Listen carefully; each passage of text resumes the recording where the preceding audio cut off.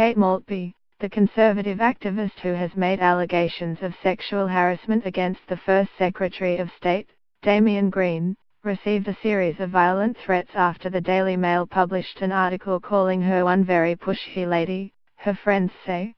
With a Cabinet Office inquiry into Green's case understood to be examining whether he played a role in briefing the newspaper against Maltby, her allies say the critical piece coincided with the flurry of threats against her, some of which she is in the process of reporting to police.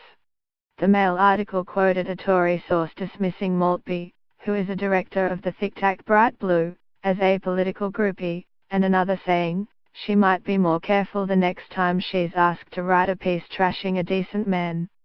Some at Westminster believe the piece and similar articles may have deterred other potential victims of harassment from coming forward.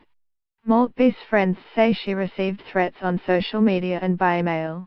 Green declined to comment, but allies vehemently insisted that neither he nor any of his advisers had played any role in influencing the Mail article.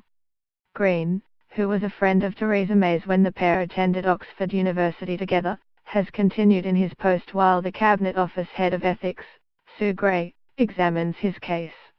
The Labour MP Jess Phillips, who has campaigned against sexual harassment, said, if it is found that Green or his people had anything to do with the Mail hatchet job on Kate Maltby in order to put off other women coming forward, the Prime Minister must sack him or eat every single word she has ever said about violence against women.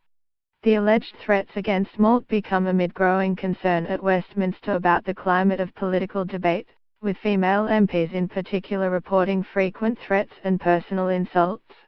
The Prime Minister this weekend condemned violent language used to attack Conservative MPs who rebelled against the government on the EU withdrawal bill last week, which some of the rebels also blamed on hostile press coverage, including in the Mail and Daily Telegraph.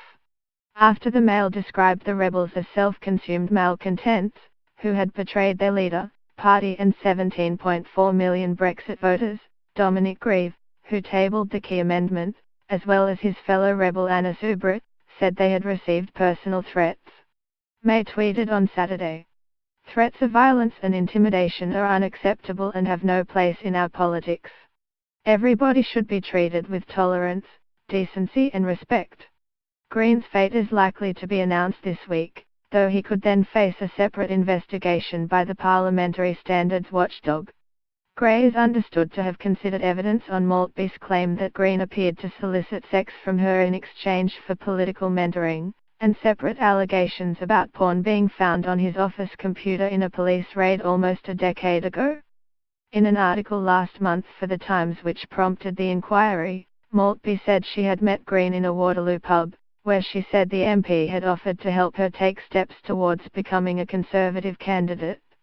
She alleged that he had touched her knee during the meeting, as he mentioned that his wife was very understanding.